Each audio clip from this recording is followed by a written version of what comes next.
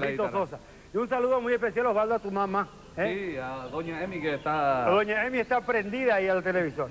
Qué lindo, amigo, lo que acaba de decir esta hermosa niña brasileña, geográficamente, pero yo creo que Ñandeco entre nosotros, solamente los hombres, hicimos esas odiosas fronteras, solamente los hombres, porque Dios al crear ríos y cordilleras no los hizo como un muro separatista, sino como algo que debe unirnos.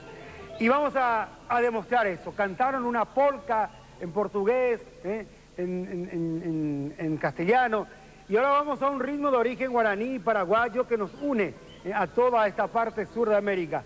Aquí está una selección de chamamé, ¿verdad? Sí, así mismo, acá con Nelson y... Con Nelson, y con yo, Osvaldo. vamos a hacer una Selección de chamamé, Ñarimbaete.